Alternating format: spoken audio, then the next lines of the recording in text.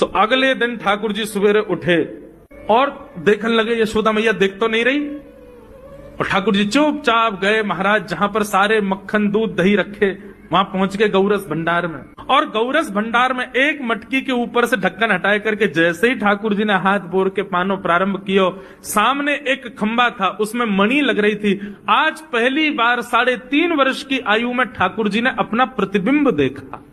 ठाकुर जी ने जैसे ही प्रतिबिंब में अपने रूप को देखा, अपने रूप को देख करके ठाकुर जी बोले, हो तू भी आयो यहां चोरी करवे? अपने आप से बात कर रहे हैं ठाकुर जी। अरे मैंने कही तो हती अपने अपने घर में चोरी करनी है, तू दारी के मेरे घर में आगो चोरी करवे?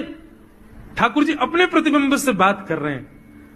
अब गौरस भंडार में ठाकुर जी की आवाज गूंज रही थी और वो गूंजते हुए रसोई घर में जा रही थी। रसोई में मैया ने सुनी, बोले लाला कहां थे बोल लो है, उठ गयो कन्हैया?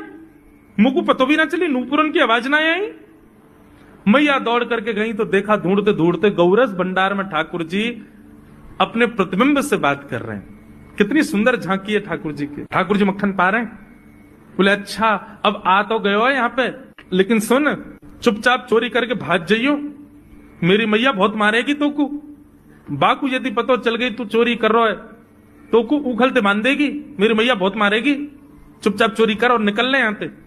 ठाकुर जी चोरी की बात कर रहे थे, यशोदा मैया ने पीछे से सुनी, लाला ओ कन्हैया। ठाकुर जी घबरा गए, मैया कैसे आ गई? हाँ मैया, कौन से बात कर रहे हो तू? अरे मैया देख हमारे घर में चोर घुसायो है।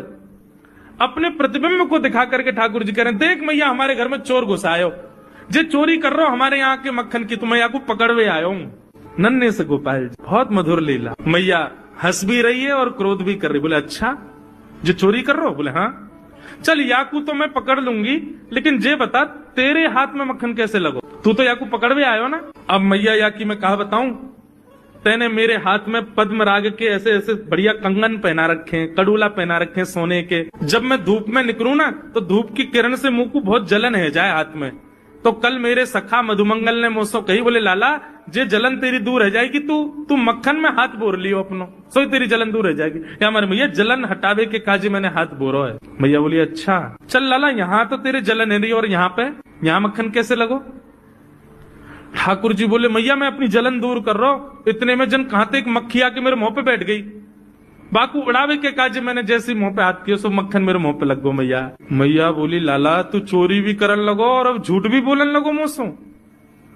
ठाकुर जी ने ग्वाल बालों से कहा भैया मिशन फेल हो गया, घर में तो चोरी नहीं कर पाए हम।